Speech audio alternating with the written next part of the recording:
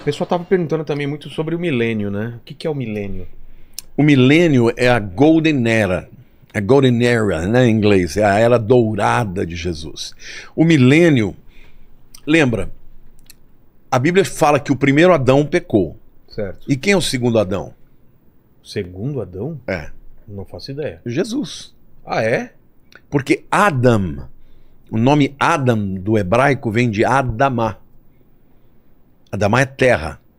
O homem foi tirado do barro. E é interessante porque toda a nossa constituição mineral é da terra.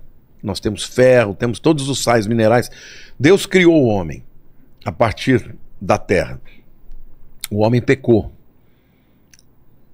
O milênio será uma segunda oportunidade para a humanidade viver como seria o plano original de Deus. Então, milênio será um tempo em que Cristo vai estar presente. Satanás vai estar preso e os demônios também.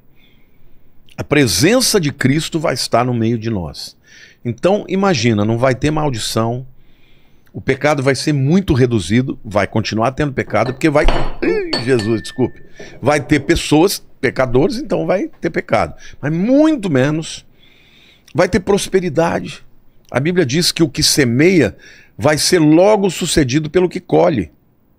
Então, vai ter muita colheita, não vai ter praga, vai ser algo extraordinário. Durante 1000 anos, imagino que esse mundo vai se tornar um mundo super avançado.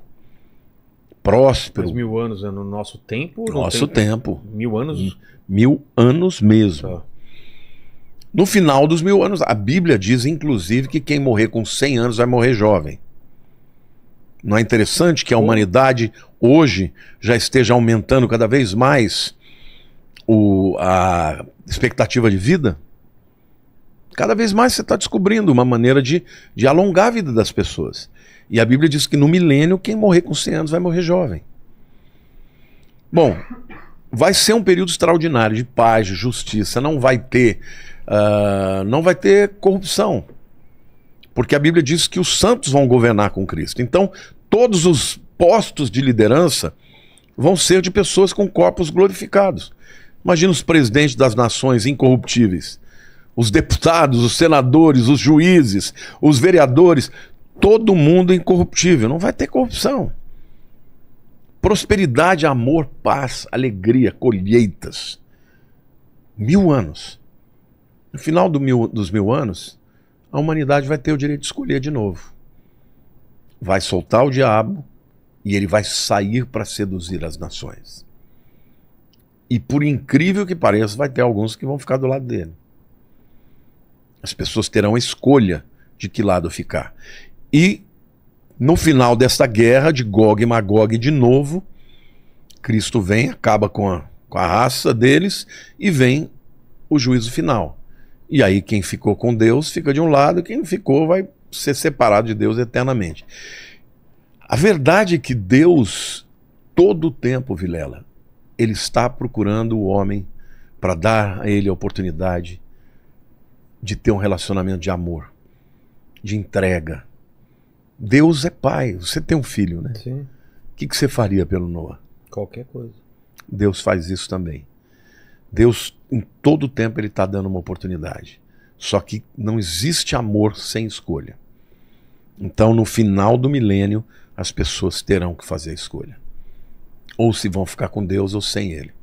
Então, o milênio vai ser um período de paz, um período de 1000 anos, maravilhoso. E nós que cremos em Jesus vamos estar com Ele com corpos glorificados, né? Ajudando a administrar esse mundo aqui. Amém. Fala, Paquito. Ó, a Vera, ela perguntou se a gente precisa se preocupar com o projeto Bluebeam. Hã? Projeto Bluebeam. Nunca ouviu falar do projeto Bluebeam? Bluebeam? Não, o que é a tradução? Não, eu explico o que é. Projeto Bluebeam é o seguinte, hoje o mundo já tem tecnologia de fazer imagens holográficas que são perfeitas, aparecem no céu, no meio da natureza.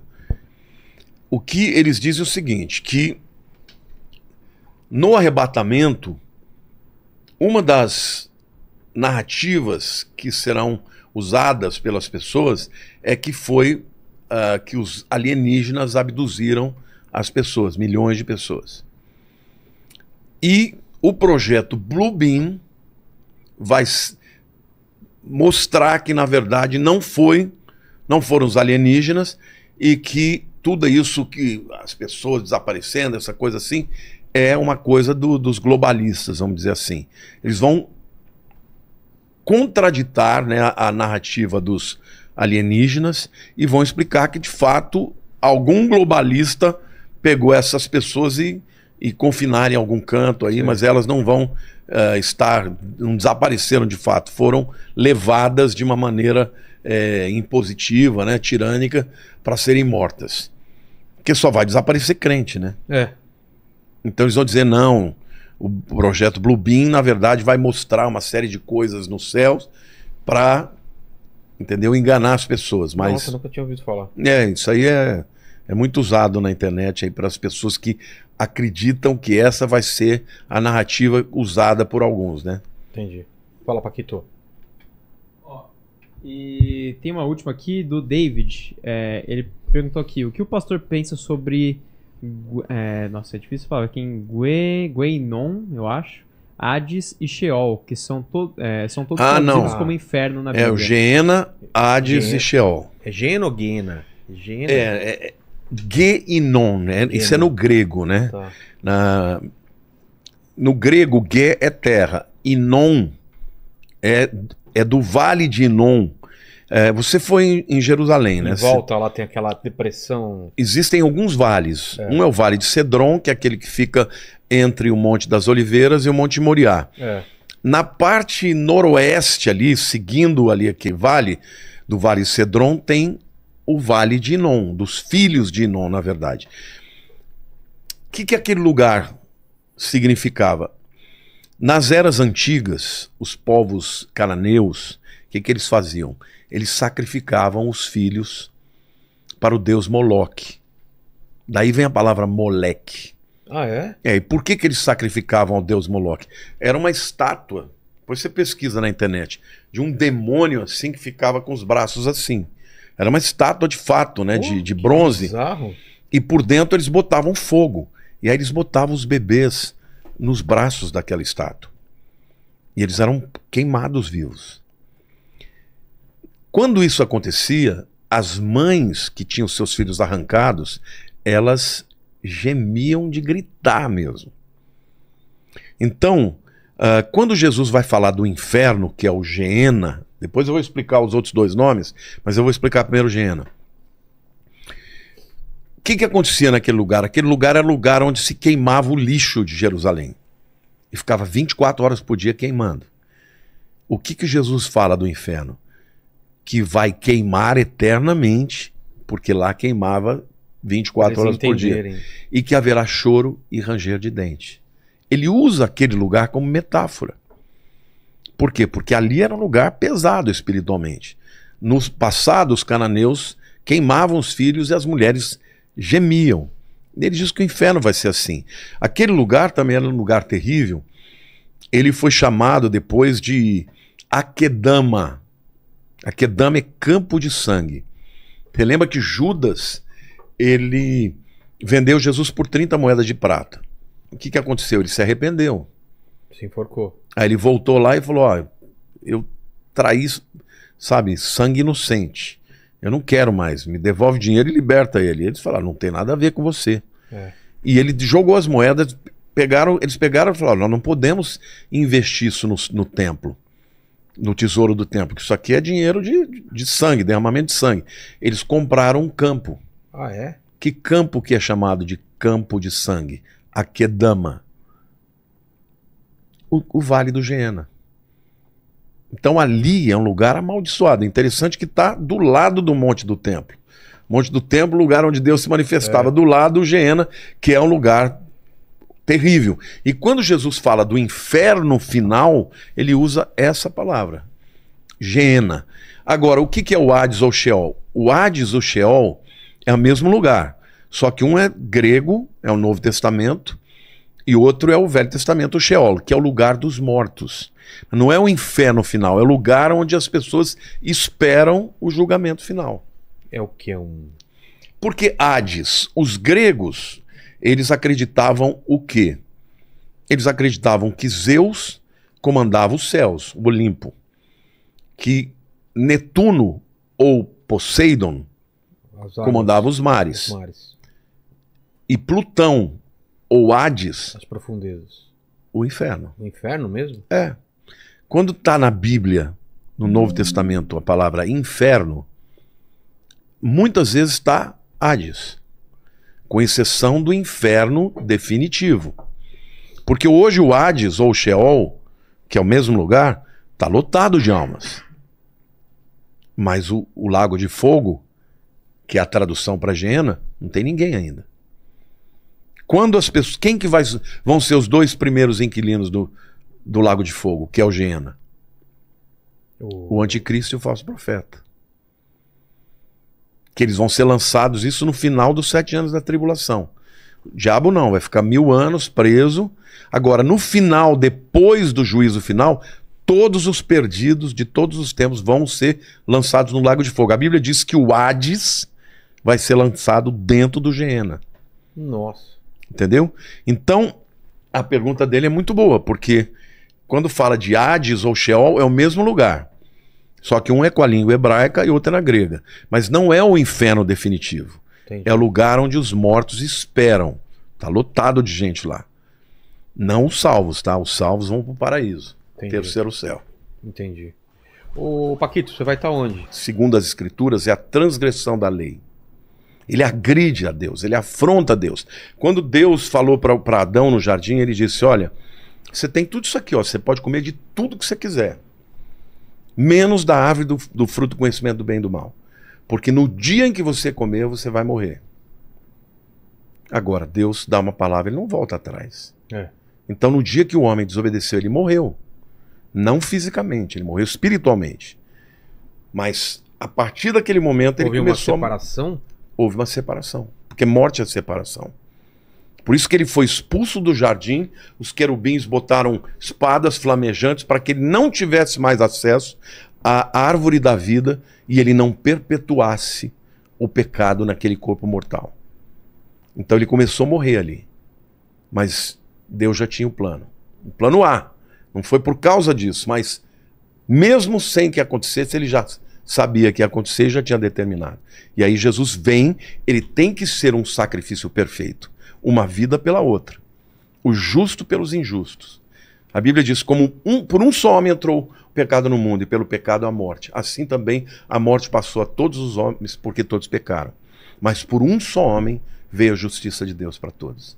Então Jesus é isso. Jesus é o Filho de Deus, ele é o Deus Filho, mas ele se tornou o homem como nós. E algumas pessoas confundem. Eu queria até falar sobre isso também, porque... E eu queria também saber depois, quando Satanás descobre que Jesus é o Filho de Deus? Só perto, só no deserto? Não, quando vai nascer, ele já está sabendo. Já está sabendo? Ah, já está sabendo. Tanto é que, obviamente, ele já tenta matar as crianças, Não, né? mas quando ele sabe que é aquele indivíduo, porque por enquanto ele sabe que vai nascer... Não, vai mas ser a hora lá. que Maria está grávida, Certo. a hora que vem os magos do Oriente e falam, olha, onde que vai nascer o Messias? Porque nós vimos a estrela. O diabo já está Já tem ouvindo, conhecimento. já está sabendo. Aí ele manda Herodes ir lá para matar as crianças. Mas não consegue. Mata todas as crianças até 2 anos, mas Jesus já está no Egito. Então, mas Satanás sabia disso, que ele estava no Egito? Sabia. Ele não pode fazer nada, ele não pode tocar em Jesus. Ah, tá. Entendeu? Ele não podia fazer nada, mas ele tentou instigar o Herodes para matar. Entendeu? E Herodes matou as crianças, mas não matou Jesus. Aí, José está lá no Egito, ele tem um sonho de novo, e o anjo diz para ele, olha, agora você pode voltar, porque aquele que intentava matar o menino já morreu. Por conta disso, a gente sabe o ano que Jesus nasceu. Por quê? Porque Herodes morreu no ano 4 a.C. Houve um erro de datação aí. Então, se ele foi 2 anos antes para lá, então ele nasceu no ano 6 a.C. Então a morte dele, na verdade, não seria no ano 33, né? Mas seria no ano 27. Entendi. Então, são datas aproximadas, mas Satanás tentou matar, mas ele não podia. Depois, outras vezes, ele tentou impedir que Cristo se tornasse quem ele era. Por exemplo, quando ele se batizou, a Bíblia diz que o Espírito Santo o conduziu para o deserto para ser tentado pelo diabo. E ali ele jejuou 40 dias e 40 noites, e no final desse tempo ele teve fome. Aí aparece quem? O tentador. Com aquelas 3 tentações clássicas, né? Se tu és o Filho de Deus, pede que essas pedras se tornem pães, né? E Jesus fala, nem só de pão viverá o homem. Aí ele pega Jesus, leva lá no pináculo do templo. Te mostraram onde era o pináculo do templo lá? Que lugar mais alto, né? Na esquina do muro. Falou, olha, se você é o Filho de Deus, se joga daí, porque está escrito aos seus anjos dará ordem para que te sustenta. E aí Jesus o repreendeu. Aí ele ainda levou e mostrou para um lugar alto e mostrou os reinos do mundo. E falou, olha, te darei tudo isso aqui se você prostrado me adorar. E Jesus falou, só adorarás a Deus. Né? E já repreendeu o diabo, ele foi embora.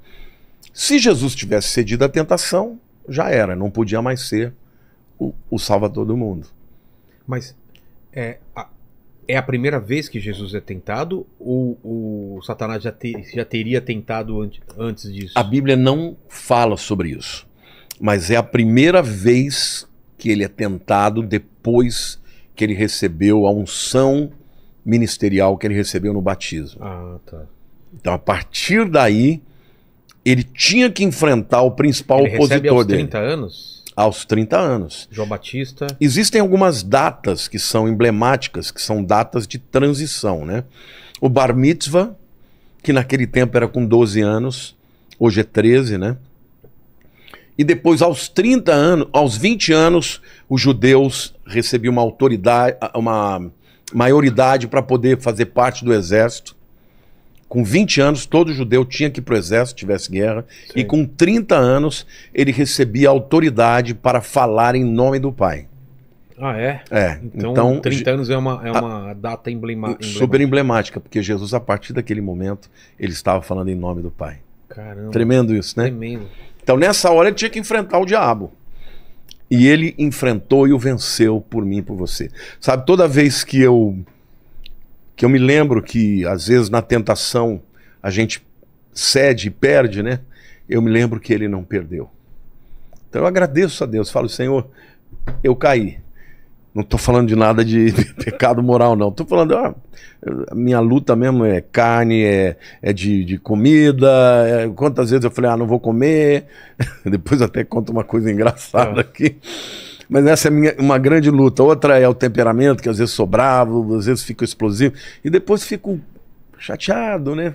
Eu me lembro, tem até um camarada, que eu não vou dizer o nome aqui, mas é um camarada grandão, conhecido aí na internet pra caramba. Um dia ele fez uma coisa que eu não gostei, eu falei um monte pra ele, mas um monte. Falei, você é um moleque, você é isso. Depois que passou, eu fiquei mal, mas fiquei mal. Cara, como eu fiquei mal, fiquei 2 anos. E o Espírito Santo falando, liga pra ele, pede perdão. Mas ele errou primeiro comigo, Senhor. Liga pra ele. Aí um dia eu liguei, cara. Liguei, ele não atendeu, deixei um recado. No dia seguinte, ele mandou assim, ô pastor, eu tava numa pregação aqui, você quer falar comigo, tal, quer me ligar? Me liga a tal hora. Eu liguei. Aí a hora que ele atendeu, ele tava todo ressabiado, né? Porque foi feia a coisa, né? Eu tinha ficado bravo mesmo com ele. Eu falei, cara, eu tô te ligando pra te pedir perdão. Porque eu não fui um bom exemplo pra você. Ele ficou emocionado, cara. Ele falou pra mim assim, eu nunca imaginei que você pudesse fazer isso. Cara, isso foi uma cura pra mim. Ele falou, só não é perfeito porque eu queria te dar um abraço pessoalmente. Falei, não, vai ter esse momento. Mas assim, a gente tem muitas áreas na vida da gente que a gente não vence. Então eu lembro que ele nunca perdeu. Então é por isso que a Bíblia diz lá em Hebreus capítulo 4, que nós podemos nos aproximar do trono da graça para encontrar socorro em ocasião oportuna. Então a graça de Jesus, ela não é só o perdão para os nossos pecados, mas é o poder para a gente enfrentar a tentação e vencer. Então, ele foi extraordinário. E quando ele sai daquela tentação no deserto, ele começa o ministério dele. E o diabo estava o tempo inteiro. Ele era batizado. Vai pro deserto. Exato. E depois começa o ministério. Exatamente. Hoje, tradicionalmente, eles dizem que esse monte da tentação fica ali em Jericó. Eu não sei se você chegou aí em Jericó e você viu um monte grande. Jericó estava fechado porque tinha acabado de ter um atentado lá. Então, ali tem até um mosteiro lá em cima, com teleférico e tal. Ali onde tradicionalmente Jesus foi tentado, que é o monte mais alto da região, né? E ali ele começou o ministério dele. O ministério, imagina, um jovem de 30 anos, e ele sai de Nazaré, não é isso? Que é a cidade natal dele, e ele vai ali pelo Vale das Pombas e chega ali na região do Mar da Galileia, passando ali por Magdala, e foi se estabelecer ali em Cafarnaum, que você deve ter conhecido quando você foi, né? Então, o Velho Testamento, ele aponta para Jesus. Ele aponta para quem Jesus seria. E quando Jesus nasceu, ele veio cumprir as profecias. Né? Isaías, por exemplo, que é o profeta que mais... Olha, eu fico arrepiado. Quando eu começo a falar de Jesus, eu me arrepio, porque é extraordinário. Diz assim, o mundo que andava em trevas viu a sua luz. E os habitantes da sombra da morte resplandeceu-lhes a luz. Jesus veio na plenitude dos tempos, no meio de uma terra de gentios, de pagãos, a Galileia dos gentios. E ali ele manifestou o amor de Deus de uma forma extraordinária. Ele foi um homem de vanguarda, ele foi diferente da lei daquela época. Ele era um cara que não foi aceito porque ele era uma pessoa que amava as pessoas. Se você, a gente vai, pulei um pouquinho, né? Acho que a gente devia voltar um pouco para o nascimento, mas eu quero já falar um pouco sobre isso, porque na verdade Jesus, ele amou as pessoas e as aceitou como elas eram. Jesus tocou num leproso, quando a lei dizia que ninguém podia tocar no leproso, porque ia ficar impuro. E dá para entender, porque afinal de contas, opa, já uma coxinha? É, mas a gente deixa ela aqui. Deixa ela aí. Exatamente. Então, ô Vilela, você pensa bem, ele foi uma pessoa diferente. O amor estava na frente. Por que as pessoas não podiam tocar no leproso? Porque a lepra mata. Era contagiosa, né? Como é que você vai impedir que a lepra se, dissemine? Separando o leproso. Dá para entender, não está errado. Claro. Só que ele tinha poder para curar a lepra. Então ele curou o leproso. Certa vez ele estava lá no Sermão do Monte pregando, ele desce o monte. Lá embaixo tinha um leproso. O leproso estava esperando por ele. E o leproso vira para ele e fala: Senhor, se tu quiseres, tu podes me curar. Ele não tinha dúvida que Jesus podia curar. Ele só tinha dúvida se Jesus queria curar. Jesus falou: eu quero. Tocou nele. E ele foi curado. Então esse é Jesus. Agora, esse Jesus é o Deus encarnado. Então você quer saber qual é o coração de Deus? Não é o Deus vingativo que quer matar, que quer destruir, que quer punir, que quer mandar as pessoas para o inferno. É o Deus que deu a sua vida. A Bíblia diz que Deus não tem prazer na morte dos ímpios. Pelo contrário, que eles se arrependam e vivam. É óbvio que Deus não pode conviver com o pecado, Deus abomina o pecado. Mas ele ama o pecador. Então a única maneira que ele tinha para vencer o que Satanás fez era mandando o seu próprio filho para vir, viver como nós, comer a nossa comida, falar a nossa língua, enfrentar as nossas dificuldades, nunca pecar e depois morrer inocentemente pelos pecadores. Os povos antigos, não só os judeus, aguardavam a vinda do Cristo para quem acreditava, do Salvador, e outras culturas também esperavam isso, tanto que os reis magos não eram judeus e vieram. O que existia na época? Qual era o sentimento das pessoas? Vai vir alguém alguma vez, o filho de Deus ou alguma coisa assim? Não, na verdade, pensa o seguinte: quando os homens começaram a se espalhar na terra e começaram a formar as nações, no livro de Gênesis você vê a tabela das nações, quais foram os filhos, né, de Noé que foram para aquele lugar e que criaram as nações que hoje existem hoje, né? Então esses camaradas, eles foram se dividindo, mas eles tinham o que em comum? Eles tinham a mensagem lá do início. Que Adão falou para eles, olha, um dia virá o Redentor. Adão já falou isso para ele, pastor? Em Gênesis 3,15, quando o homem cai, ele é expulso do jardim, vem essa promessa. Deus fala para a mulher, fala para Adão e fala para a serpente. Eles estão ali sabendo de tudo. Que um dia viria o Redentor. Por que você acha que o diabo... Opa, uma coquinha. Essa eu não vou rejeitar. Essa já vai molhando a boca. Por que você acha que o diabo sempre tentou matar alguém? Por exemplo, quando Moisés nasceu, por que o faraó quis matar os meninos? Porque o diabo soprava. Olha o Redentor aí. Ah. Então vamos matar antes dele já nascer. Tinha esse medo dos poderosos. Opa, sempre Satanás já sabia que um dia ele ia perder. Então, mas ninguém sabia quando. Ninguém sabia quando nem quem. Mas não sabia, não tinha uma previsão. E você quer saber uma coisa maior? Ah. A Bíblia diz, no livro de Efésios, que Cristo é um mistério que não tinha sido revelado antes. Ah, é? Que só foi revelado na época do Novo Testamento. Até para proteger. Até os anjos não sabiam. Os anjos? Os anjos não sabiam que o anjo do Senhor era o Deus encarnado. Que seria o Deus encarnado. Mas é Gabriel que Gabriel vai anunciar que ele vai nascer. Mas e aí ele sabe naquela hora, é isso? Eu creio que quando ele vai anunciar, já o Redentor sabe, ele já sabe. Entendi. Mas antes ninguém sabia. Estava guardado no coração de Deus. Caramba. O Deus Pai, o Deus Filho e o Deus Espírito.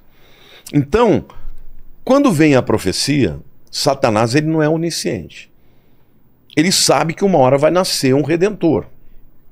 E esse Redentor pode ser aquele que nasceu. Então, o primeiro que ele tentou matar foi Moisés. Porque na cabeça dele... Na cabeça dele poderia ser dali. Só que Deus o preservou, né? Você conhece a história, Sim. Botaram no cestinho, e aí a filha do faraó criou Moisés e tal, e acabou sendo, de fato, um libertador. Não o redentor, mas o libertador do povo. Passam muitos anos... Vêm os magos lá do Oriente. Por quê? Da Babilônia. Porque eles tinham uma profecia deles. De números. Não, de um camarada chamado Balaão.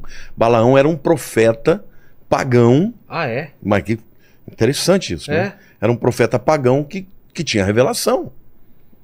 Caramba. Eles tinham, por exemplo, ele recebia dinheiro do rei para ir lá amaldiçoar Israel. Chegava na hora, ao invés de amaldiçoar, ele abençoava. Aí o rei falou, pô, mas você vai abençoar? Eu te paguei. Ah, eu não consegui. Aí mandava de novo. Ele ia, abençoava de novo. Aí chegou uma hora e falou, não posso amaldiçoar a quem Deus abençoa. Um camarada desse é um canalha, né? Porque ele sabe. Ele falava com Deus. Esse camarada, quando ele viu que não tinha jeito, como ele já tinha recebido a propina, ele falou, ó, eu não vou poder amaldiçoar, mas eu vou te ensinar como é que você vai fazer esse povo cair. Você mande um monte de mulheres prostitutas e idólatras. E ídolos. Porque eles vão pecar contra Deus, aí eles vão perder. Agora, esse camarada, ele profetizou que um dia uma estrela viria do Oriente e que essa estrela regeria o mundo com cetro de ferro. Esses camaradas da Babilônia, eles eram astrônomos, liam as estrelas, os astros. Entendeu? E eles, pelos estudos que eles tinham, e mais a profecia de Balaão, quando eles viram o alinhamento dos planetas, ele falou, agora. Júpiter, na concepção deles, era a estrela. O astro-rei. Falou, vai nascer lá em Belém. Então eles foram. Só que quando eles chegaram, eles viram o sinal da estrela, mas eles não sabiam onde era. Aí eles procuraram quem? O Herodes. E perguntaram para Herodes, onde que vai nascer? Herodes não sabia, chamou os sábios. Herodes sabia da profecia ou não sabia? Não, Herodes ele nem era judeu, ele era idumeu, ele era edomita casado com uma judia. Então ele chama os sábios e fala, onde que vai nascer o Messias? Ah, vai nascer em Belém, porque Miqueias 5:2 fala, e tu, Belém Efrata, né, pequena entre as milhares. Tinha profecia que ia ser em Belém. Eu vou ler para você, ó. Caramba. É extraordinário. Miqueias 5:2. Belém não seria uma cidade que... Porque o certo seria nascer em Jerusalém, quem fosse pensar assim.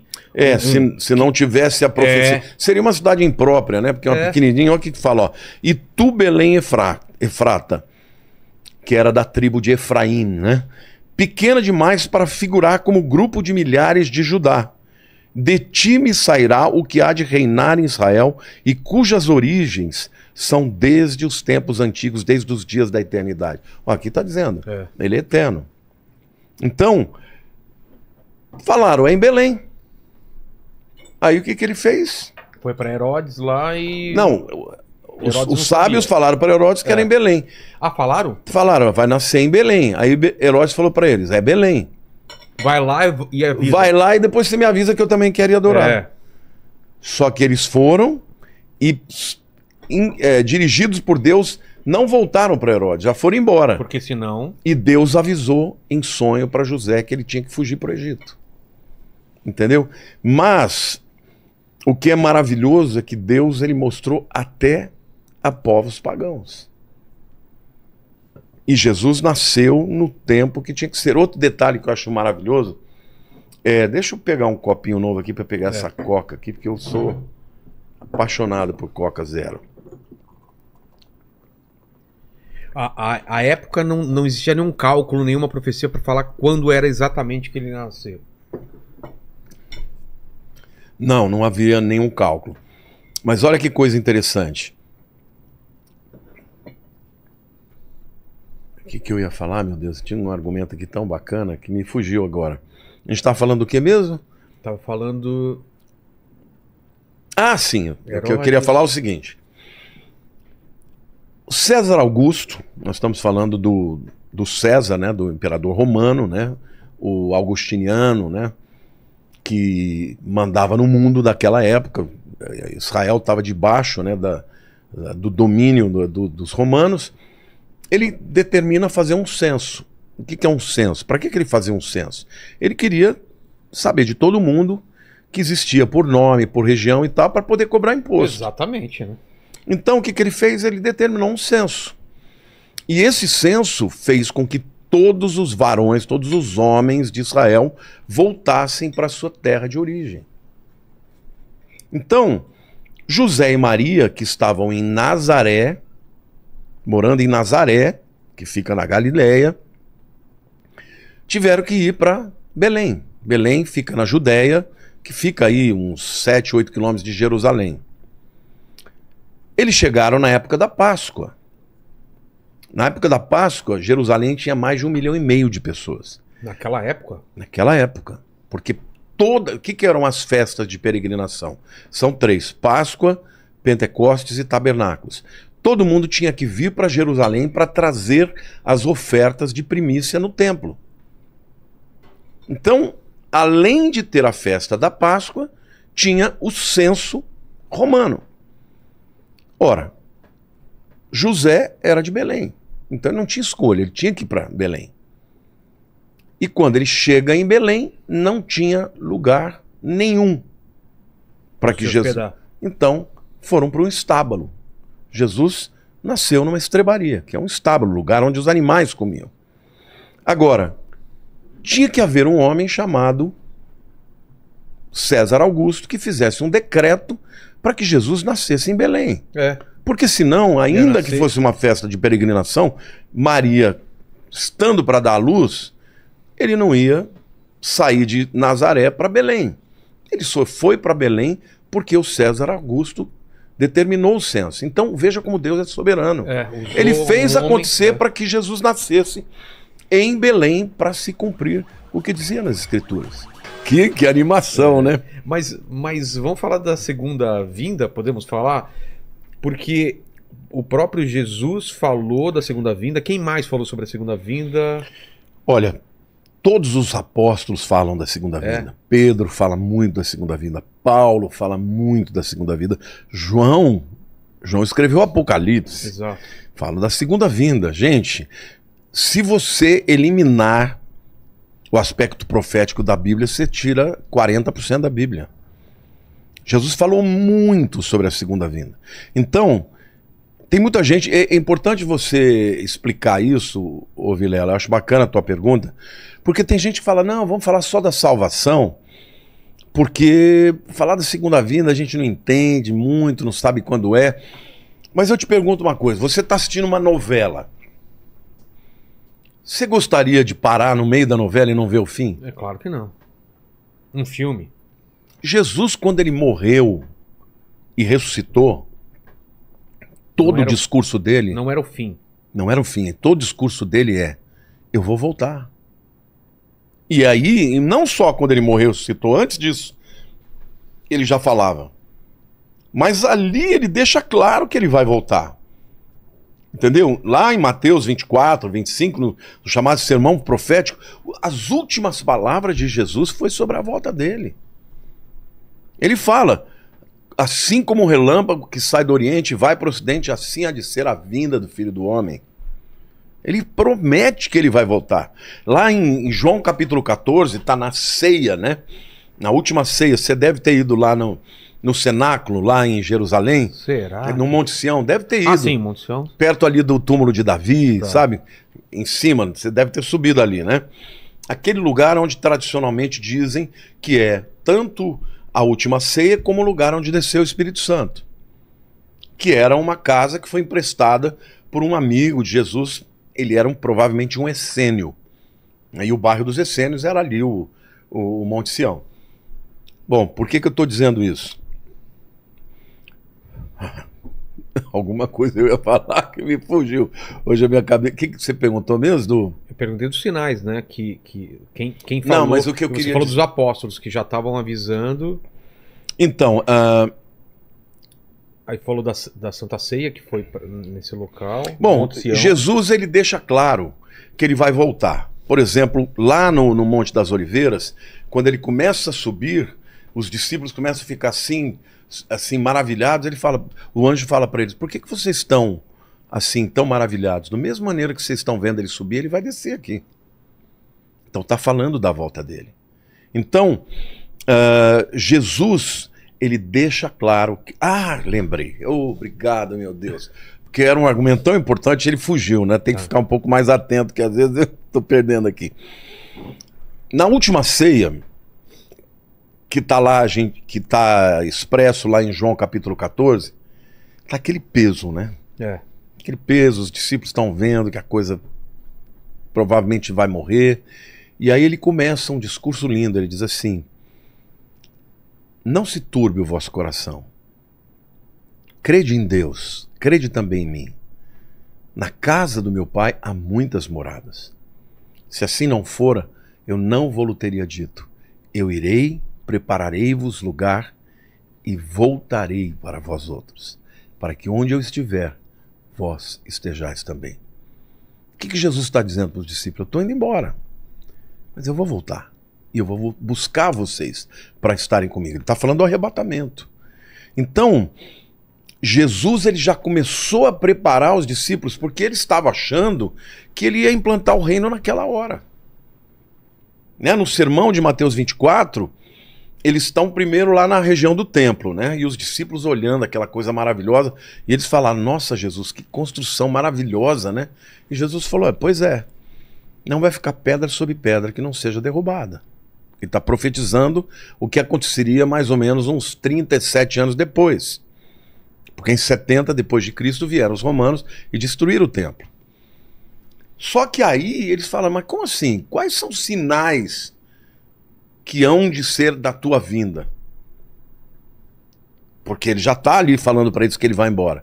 Aí ele começa a dar os sinais. E na hora que ele começa a dar os sinais, ele fala de sinais da natureza, ele fala de sinais geopolíticos, de guerra contra guerra, ele fala de apostasia, de engano. Cuidado, vede que ninguém vos engane, porque virão muitos em meu nome dizendo eu sou o Cristo. Entendeu? Ele começa a dar os sinais, e Vilela, hoje nós estamos vivendo numa época em que tudo está acontecendo. Quero até permitir aqui esse espaço e dizer que no dia 16 de outubro eu vou dar uma aula grátis no meu canal do YouTube, Lamartine Pozzella. É uma masterclass, a aula mais completa que eu já fiz. Eu contratei um cineasta para fazer, é uma coisa extraordinária. Sobre as 7 tendências que nós temos no fim dos tempos. E detalhe, sempre houve esses sinais. Algumas vezes tinham mais uns do que outros. Agora está tudo acontecendo junto. Esse ano de 2023, eu nunca vi um ano igual a esse. Ah, é? Não, nunca vi um ano com tantas catástrofes que estão acontecendo. Olha, fogo em tudo quanto é lugar. No Canadá, no Havaí, gente, coisa de louco. Incêndios. Entendeu? Incêndios na Europa. Falei do Canadá já, né? Terremotos em tudo quanto é lugar, cara. Enchentes aqui no Brasil, no Rio Grande do Sul, nós tivemos o que eles estão chamando de a maior catástrofe ecológica de todos os tempos no Brasil. Então, assim, nós estamos tendo assim muitos sinais que estão acontecendo e todos ao mesmo tempo. Então, tá chegando a hora. Você não pode dizer exatamente quando, porque Jesus proibiu, ninguém sabe o dia e a hora. Mas ele diz que era para você observar os tempos e as estações. E os sinais no Mar Morto? Sim, esse é maravilhoso também. No final dos tempos, o livro de Ezequiel diz que o Mar Morto, isso também é uma profecia linda, porque ele diz que o Mar Morto, ele voltaria a ter água potável, a ter água doce, inclusive peixes iam nadar nele e coisa e tal. Agora, detalhe, Ezequiel fala que a parte norte seria assim, mas a parte sul continuaria salgada. Agora, Ezequiel foi um profeta do exílio, nós estamos falando aí de 2.600 anos atrás. Naquela época, não existia parte norte do Mar Morto. Era tudo uma coisa só. É uma coisa só. 50 anos atrás era uma coisa só. Quando é que o Mar Morto se dividiu em 2? Depois que Israel voltou para sua terra e começaram ali prosperar, muita gente, começaram a usar a água do mar da Galileia, o Mar Morto começou a secar. E na hora que ele começou a secar, ele se dividiu em 2. Hoje, inclusive, tem um canal que eles fazem entre a parte norte e a parte sul para que a parte sul não seque completamente. Mas se você olhar até na imagem do satélite, viraram 2 corpos de água. E detalhe, na parte norte começaram a aparecer, veja, a água do Mar Morto está descendo cada vez mais. Então isso significa que já centenas de metros de um lado e de outro, onde havia água, não tem mais água. O que acontece? Aquela pressão daquela água sobre aquela terra não existe mais. Então, do subterrâneo, começaram a aparecer crateras com água doce, que começou a pressionar para fora. Não tem mais o peso da água empurrando para baixo, a água começou a vir de baixo para cima. De baixo. Hoje já tem mais de 9.000 crateras, chamadas de bolaines. Essas crateras de água doce, algumas são gigantescas, já tem peixes nadando. Então, a profecia começou a se cumprir. Ainda diz lá no livro de Ezequiel que águas que correm debaixo do trono, provavelmente da fonte de Gihon, quando houver o terremoto que Cristo descer, vai descer pelo Vale de Cedron, como diz Ezequiel, e vai entrar pela parte noroeste do Mar Morto, e a água vai ficar doce. E ali vai ter nas margens vegetação, árvores. Hoje, nós estávamos agora em Israel, o ônibus parou, tinha famílias de viadinhos comendo ali, já está aparecendo vida ali num lugar que era totalmente desértico. Então, assim, as profecias começaram a dar sinal, sem contar as outras do ponto de vista geopolítico. Por exemplo, a guerra... Por exemplo, o livro de Ezequiel é lindo, né? No capítulo 36, Deus fala que vai trazer o povo de Israel de todas as nações da terra de volta para sua terra. Detalhe, ele não pode estar falando do exílio babilônico, que aconteceu aí no 6º século antes de Cristo.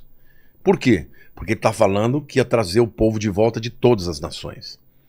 Então ele estava falando do exílio que aconteceu no ano 70 e depois no ano 135, quando o imperador Adriano expulsou os judeus e eles não puderam mais ficar na terra. Deus está falando, eu vou trazer o povo judeu de todas as terras de volta para minha terra. E eles nunca mais vão sair de lá. Então, em 1948, se cumpriu essa profecia. Muita gente dava risada, dizendo, impossível, isso nunca vai acontecer. 37, Ezequiel tem a visão do vale de ossos secos. Deus leva Ezequiel numa visão para um vale terrível, seco, cheio de ossos. E Deus fala para ele, Ezequiel, o que você está vendo? Um vale de ossos sequíssimos. Eles podem reviver? Ezequiel falou, Senhor, tu sabes. Aí ele disse para Ezequiel, profetiza ao vale de ossos secos. Voltem à vida. Aí ele profetiza. Aí começa a ver um barulho. Plim, plim, plim, plim, plim. Começa a ouvir osso batendo com osso. De repente um osso daqui vem, junta com outro aqui e começou a juntar juntas, carne, pele e de repente aparece um exército de pé.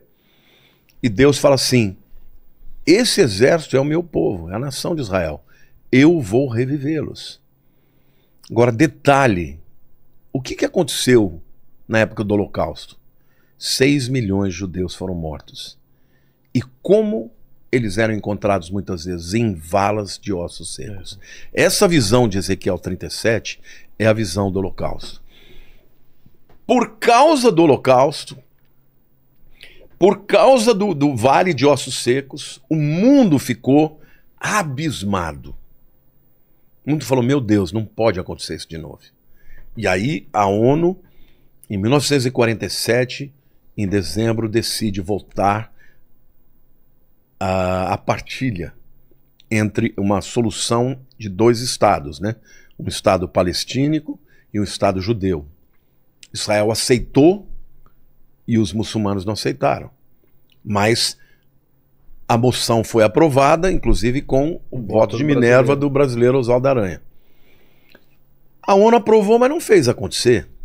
No dia 14 de maio de 1948, Davi Ben-Gurion junta uma série de pessoas, umas 300 pessoas ali na casa dele, e ele faz uma transmissão de rádio dizendo, hoje nasce Israel moderno.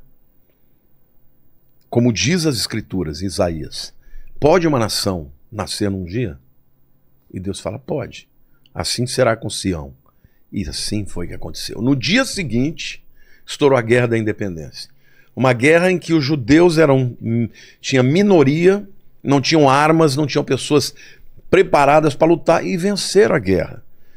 Em 1 ano e meio aproximadamente, eles conquistaram mais território do que eles tinham na partilha. Só que aquilo que você conquista por guerra é teu. É. Então Deus permitiu aquilo porque ele estava devolvendo de volta aquela terra para o povo dele. Ele prometeu em 36 que ele ia trazê-los, trouxe. No 37 ele mostra como ele ia trazê-lo. Depois de um holocausto, vales de ossos secos. Quando o mundo fala, não, esse povo não pode mais nada. E Deus fala, esse é o meu povo e eu vou revivê-los. Cara, você foi para Israel. É extraordinário, é uma nação inigualável. Inigualável, tudo aquilo que você vê no deserto, sabe, florescendo, plantações. Tem profecia dizendo que o deserto iria florescer. Agora, não, mas isso foi o homem, irrigação gota a gota. Não interessa, Deus disse que ia acontecer, aconteceu. Agora vem o 38 e fala de Gog e Magog. Que é, se você pega lá, todas aquelas nações que virão contra Israel, que vão atacar Israel, são as nações que estão aí. Gog, Magog é Rússia. Pérsia é Irã. Então tá tudo ali. Turquia, Rússia. A China também ou não? China não está lá, embora alguns afirmem que Magog também é China. Império do Leste, alguma coisa assim, não tem alguma coisa? Isso é no Apocalipse, é outra coisa. Tá. Mas essa guerra de Gog e Magog é uma coisa tão extraordinária, porque se pegar o Flávio Josefo, ele fala que os Magogians são os sítios. Quem são os sítios? Ou citas, como está na Bíblia? É o povo das estepes, é a Rússia. Então, quando você pega... Eu tenho um vídeo no YouTube, se alguém quiser, tiver interesse de ver quem é, porque lá eu falo cada um daqueles nomes diferentes, eu mostro historicamente quem é. Entendi. Entendeu? Todas as nações que estão lá e que a Bíblia diz que vão invadir Israel são aliadas hoje. E contra Israel. Agora, detalhe, Vilela. Detalhe. No tempo em que Ezequiel escreveu, quem foi o povo que permitiu que Israel voltasse da Babilônia? Foram os persas. Ciro, o grande Ciro, imperador persa, foi ele que destruiu a Babilônia e foi ele que permitiu que o povo judeu voltasse. Então ele é um grande aliado. Só que esse Ezequiel, quando ele profetiza para o que vai acontecer no futuro, ele diz que os persas serão inimigos. E quem é o maior inimigo hoje do Irã? Desculpe, de Israel. Irã. É o Irã, não tem outro inimigo. Agora, alguém vai dizer, não, mas hoje o Putin está fazendo acordo com Israel. Agora. Agora, tem até um amigo que é judeu, né, que um colega, nem o conheço pessoalmente, mas é uma pessoa que me segue, diz que gosta muito de mim. Um dia ele me questionou. Ele falou, escuta, mas o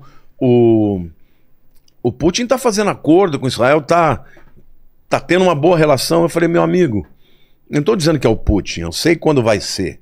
Eu só estou dizendo que em algum momento você pode ter certeza que a Rússia vai se voltar contra Israel e vai invadir, juntamente com todas essas nações. Aí eu até falei, assista o meu vídeo que você vai ver. Aí ele, não sei se assistiu, mas ele falou que iria ver.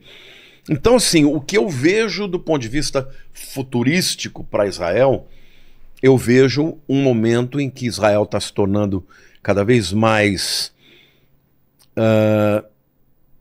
eu não diria indefeso, porque Israel é muito poderoso, né? Israel tem tecnologia, eu acredito que tem bomba atômica, eles não dizem que tem, mas todo mundo sabe que tem, né? Mas eu acredito que esse apoio econômico, esse apoio incondicional que os americanos dão para Israel, um dia vai fraquejar. Porque quem vai dar a vitória para Israel, segundo Ezequiel 38, é o próprio Deus. E vai ser uma vitória cachapante, vai ser uma vitória extraordinária. Mas isso tudo está no futuro. Agora, o que vai acontecer com o mundo em relação à vinda de Jesus? O próximo evento que virá é o arrebatamento da igreja. Mas eu quero ir antes, não sei se a gente pode voltar antes da primeira vinda.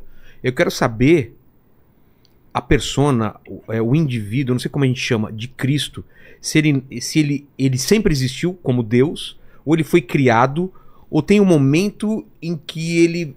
Eu queria entender, eu não entendo direito essa parte. Porque Deus é Pai e Filho, que é Cristo e o Espírito Santo, mas eles são todos o Verbo, eles são todos os criadores. Como funciona isso? Então, a Trindade é um dos mistérios mais... a gente pode compreender, mas não compreender com toda a profundidade, né? A Bíblia diz que Pai, Filho e o Espírito Santo, os três são um, né? E na verdade é Deus. Então, Deus Pai, Deus Filho, Deus Espírito. Agora, Cristo, antes de nascer, ele já era Deus eterno. Só que ele é o Verbo, é o Logos, né? Lá em João capítulo 1 diz, no princípio era o Verbo, e o Verbo estava com Deus, e o Verbo era Deus. O que significa era o Verbo? Então, o Verbo é o Logos, a palavra grega lá é Logos. É a própria essência de Deus. É a ação? Não, é a pessoa do Deus Filho que cria todas as coisas. A Bíblia diz que todas as coisas foram feitas por ele, está falando de Cristo, né? Sem ele, nada do que foi feito se fez. Ou seja, eu diria o seguinte, Deus, ele é o arquiteto que concebeu. Tá. E ele criou através da palavra. Quem é a palavra? O Verbo. É Jesus. E o Espírito Santo supervisionou. A gente vê isso lá no Gênesis. Né? No Bereshit bara Elohim et hashamayim ve'et haaretz. No princípio, criou Deus os céus e a terra. A palavra Deus ali é Elohim, que é plural. Deuses? É. Na verdade, os judeus vão dizer que é um plural de majestade, sim, que na verdade é uma forma de dizer, uma forma culta de dizer que Deus é um só. Mas ali é um plural. E quando você vê depois Deus falando sobre criar, né, o ser humano, ele fala, façamos o homem à nossa imagem e à nossa semelhança. Então, quem criou o homem também? O Pai, o Filho e o Espírito Santo. Então, Cristo, antes de encarnar, ele era Deus Filho. Eternamente com Deus, nunca foi criado, né? Existem algumas seitas que dizem que ele foi criado. Por exemplo, os mormons dizem que tanto Jesus quanto o diabo são irmãos. Entendeu? E que eles não são Deus. Eles são criados por Deus. São seres poderosos, mas não são Deus. Mas segundo a ortodoxia da Bíblia, o Filho é Deus tanto quanto o Pai, tanto quanto o Espírito Santo. Eles são 3 em 1. Existem várias maneiras de você entender isso. Por exemplo, a água. A água você tem o estado sólido, líquido e gasoso, mas é H2O. É a mesma água. Então são manifestações da mesma pessoa de 3 maneiras diferentes. São 3 manifestações, 3... Você não pode dizer que são 3 deuses, mas são 3 pessoas numa só. Entendeu? Mas Jesus, antes de encarnar, ele já existia. E na Bíblia é interessante porque muitas vezes ele aparece como mensageiro de Javé. Ah, é? Lá na tradução para o português, fala anjo do Senhor. Mas no original é Malach Yahweh.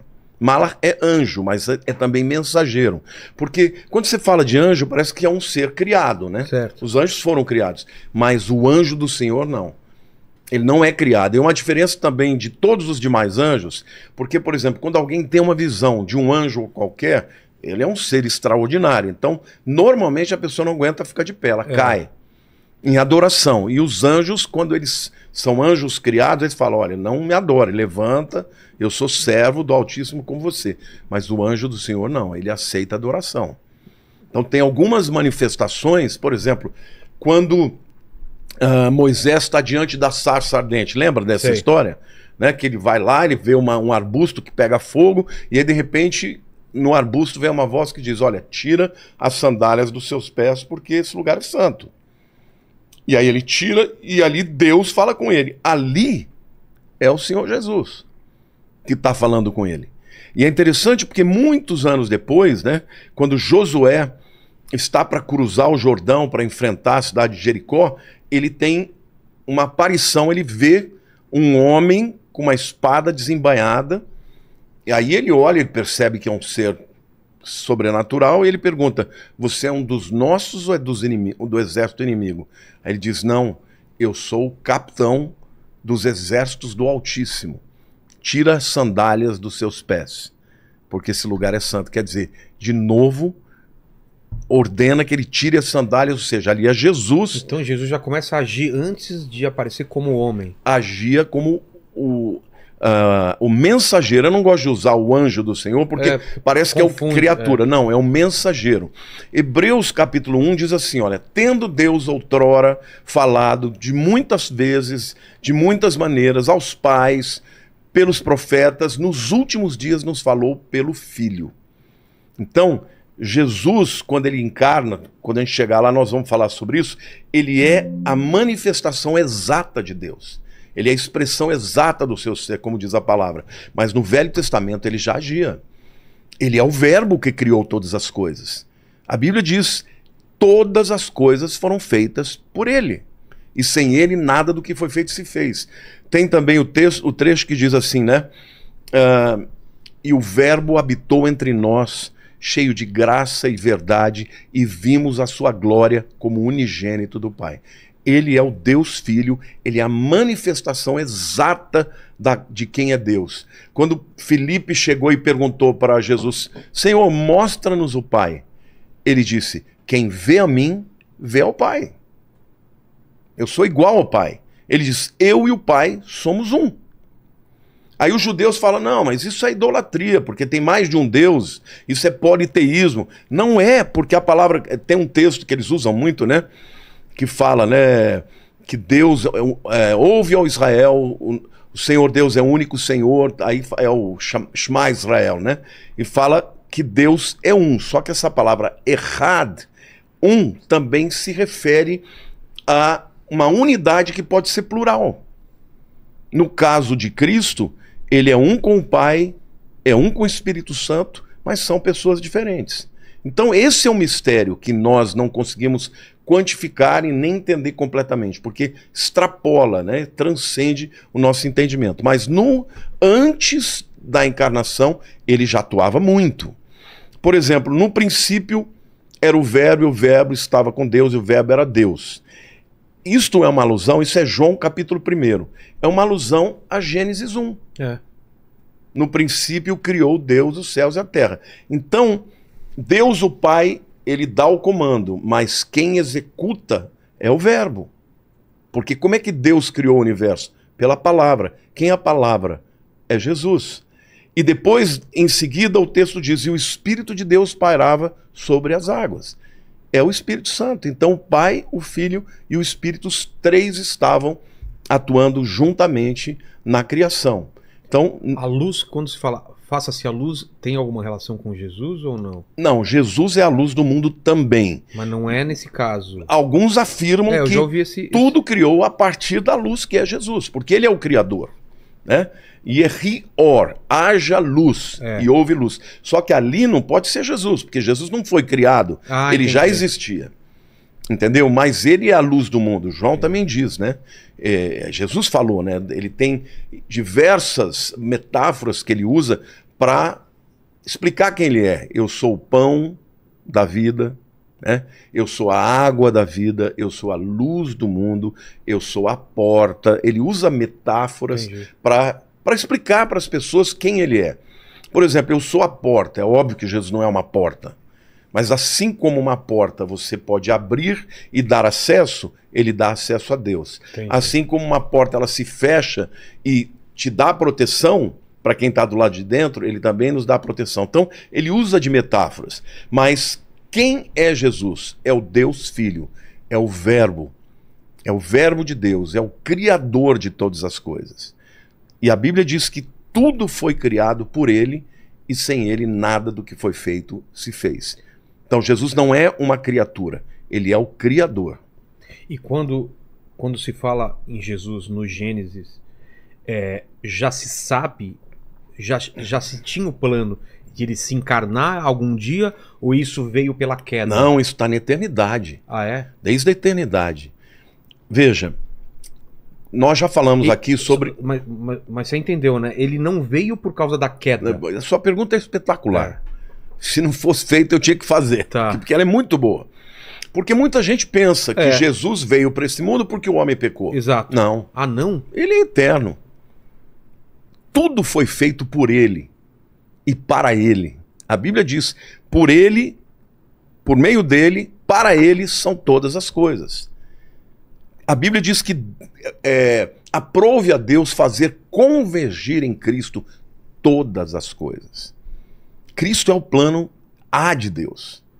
O Deus eterno, Deus soberano, sempre soube que esse era o plano original. Ah, então quer dizer que Deus fez o homem pecar? Não, não é isso. É que, veja, do ponto de vista de alguém que é eterno, que sempre existiu, mas alguém que sabe tudo, e alguém que pode tudo, o que veio primeiro? O que ele sabia que o homem ia cair, ia precisar de um redentor, ou o fato dele ser soberano e decidir tudo?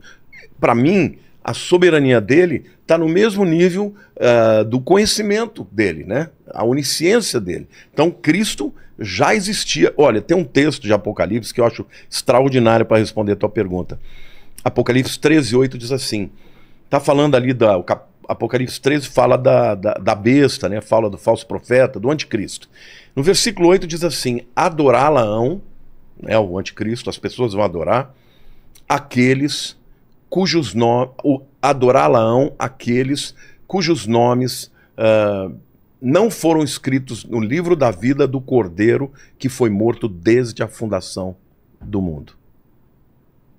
O que está dizendo ali? Que na época do anticristo, quem não tiver um nome escrito no livro da vida vai adorar a besta, o anticristo. Mas ali tem uma verdade que é extraordinária. Do Cordeiro que foi morto desde a fundação do cosmos. Caramba. Então, a morte de Jesus, embora tenha tido, né, Uma uma data no mundo físico, Ela sempre aconteceu. já estava na eternidade. Entendi. Ele morreu antes de nascer. Caramba. Entendeu? Então, Qual o significado disso, pastor? Desse sacrifício já está previsto, né? Não, Deus sabia, Deus quis criar uma humanidade que ele sabia que ia cair, e ele trouxe como solução a coisa mais linda do mundo, um amor incondicional. Porque não existe outra explicação senão o amor. Porque a Bíblia diz que nisto prova Deus o seu amor para conosco, pelo fato de ter Cristo morrido por nós, sendo nós pecadores. Cara, se você pudesse saber, por exemplo, que um amigo que você vai ter vai ser sacana com você, não era mais fácil você falar, não vou ter esse amigo? Mas Deus não. Ele sabe. Ele sabia que nós seríamos pecadores, que a gente pisaria na bola com ele, e ainda assim ele nos escolhe lá na eternidade. E ainda assim ele manda o seu filho Jesus para morrer por nós. Sabe, isso é extraordinário. Porque o amor de Deus é incompreensível. Está além do nosso entendimento, mas é um amor real. E Jesus é a expressão do ser de Deus. E a Bíblia diz que a natureza de Deus é amor. Deus é amor. Não é que Deus ama, Deus é amor. Então, Jesus pré-encarnado é o mensageiro de Deus que muitas vezes ele apareceu. Você quer ver uma outra situação também icônica, tremenda? Você sabe da história de Abraão, né? Abraão, quando tinha 75 anos, estava lá na Mesopotâmia, ele tem um encontro com Deus e Deus fala para ele, ó, você larga tudo que você tem, deixa a tua parentela e vai para a terra que eu vou te mostrar. E ele foi. Abandonou dinheiro, o pai dele, Terá, tinha uma fábrica de ídolos, ele era um cara bem estabelecido, estava numa cidade na Mesopotâmia que tinha uns 200 mil habitantes na época, e ele vai para um lugar que ele nem sabia onde era. Deus promete para ele, lá em Gênesis 12, que faria dele uma grande nação. Promete um filho para ele. O cara tinha 75 anos, imagina, o cara chama Abrão, Abrão é pai exaltado. O cara com 75 anos não tem nenhum filho. Aí Deus promete um filho. E durante 25 anos esse camarada está esperando uma promessa que não se cumpre. Até que chega um dia, ele está meio-dia, na porta da tenda dele, aparecem 3 seres. 2 anjos e o terceiro é o anjo do Senhor, que é Jesus. Ali naquele momento, ele adora. E Jesus recebe a adoração. Manda os 2 outros anjos que vão para Sodoma, dizendo que Sodoma seria destruída, e ali fica tendo comunhão com ele, dizendo, ó, o ano que vem você vai ter um filho. Ele com 99 anos e Sara com 89. Caramba. E aí, um ano depois, eles têm o filho Isaac e tal. Mas ali o anjo do Senhor recebe adoração. Então, em muitos lugares onde o anjo do Senhor ele é enviado para fazer alguma coisa extraordinária, quando alguém adora, ele recebe adoração. Então Cristo, antes da encarnação, sempre foi Deus, sempre existiu, e a encarnação dele já estava decidida lá na fundação do cosmos. Aliás, na eternidade. Na eternidade. Né? Mas esse paralelo, foi um paralelo o pedido de Deus do sacrifício do primogênito para Abraão, para ter depois um paralelo com Jesus, ou não tem relação? Tem tudo, isso se chama na teologia de tipo. Tipo? Tipo, você tem o tipo e o antítipo. Então, Isaac é um tipo de Cristo. Pensa o seguinte, Abraão é o pai, Isaac é o filho. Deus chega para Abraão e fala, ó, você vai caminhar 3 dias, ele morava em Beersheba, vai caminhar 3 dias até o Monte Moriá e você vai entregar Isaac como sacrifício para mim. O filho que eu quero sonhado, que você prove que você me ama mais do que seu filho. Deus ainda fala, pega o teu único filho a quem te amas, e ele já tinha o filho Ismael, mas era o filho mesmo a quem ele amava. E você vai oferecer para mim em sacrifício. Naquela hora, Isaac morreu no coração de Abraão. Por quê? Porque todos os povos pediam sacrifício de filhos. Ah, é? Todos os deuses daquela época faziam isso. Caramba. Você nunca ouviu falar do deus Moloque, por exemplo? Não. Que ofereciam as crianças para ele e eles queimavam as crianças em oferenda para o deus Moloque. Era muito comum dos deuses daquela época receber oferendas de filhos. Então, não se esqueça, Abraão obviamente falou, pô, mas que loucura é essa? Diz que eu vou ser pai de nações, através dele tá pedindo para matar. Começa com Só que ele foi e levou o filho. Só que quando ele chega lá, ele fala para os 2 servos dele, vocês fiquem aqui, que eu e o rapaz vamos subir, adorar e voltaremos. Então na cabeça dele ele falou, olha, ou Deus vai na última hora desistir, ou então ele vai ressuscitar. Porque ele me prometeu que ele vai me dar uma descendência. Mas ele vai, leva. Aí eles começam a subir o Monte Moriá. Isaac está carregando a lenha. Isaac vira para Abraão e fala assim, ô pai, qual é o animal que a gente vai aqui está a lenha, aqui está o fogo, cadê o cordeiro para o sacrifício? Caramba. Aí Abraão fala, Deus proverá. Enquanto Abraão estava subindo de um lado com Isaac, do outro lado estava subindo o cordeiro. Aí aquele cordeiro, que era um carneiro adulto, ficou preso por chifre. E quando ele foi... Ficou preso onde? Num arbusto, que representa a cruz. Quando ele foi esfaquear, né, foi dar na goela dele, provavelmente ia degolar, ele ouviu a voz do céu. Ele ia degolar o Isaac. Ele ouviu do céu, Abraão, não levante a sua mão contra o seu filho, porque eu sei que você me ama.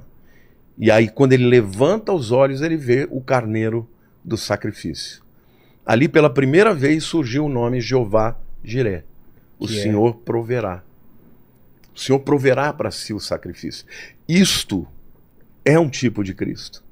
Porque Deus pediu para Abraão para entregar o filho, mas Abraão não precisou entregar. No coração ele já entregou. Mas sabe por que Isaac não morreu? Por quê? Porque Jesus iria morrer. Porque o Pai Celeste, quando chegou a hora, não pôde poupar o seu próprio filho, para que eu e você pudéssemos ter a salvação. Então, o Velho Testamento inteiro fala de Cristo. Não é só esse. Tem muitos. São os tipos, são pessoas, são personagens, são os animais. Todos os animais sacrificados, eles apontavam para Jesus. Quando João Batista vê Jesus passando, ele diz para os discípulos dele, eis aí o Cordeiro de Deus que tira o pecado do mundo. Ele já sabia que Jesus era o Cordeiro que ia morrer. Caramba. Você está entendendo? Então, tudo, por exemplo, quando João fala, e o verbo habitou entre nós, cheio de graça e verdade, no grego ali a palavra é eskenou, significa tabernaculou. Ele usa a palavra para tabernáculo, porque o tabernáculo do Velho Testamento era uma representação de Cristo.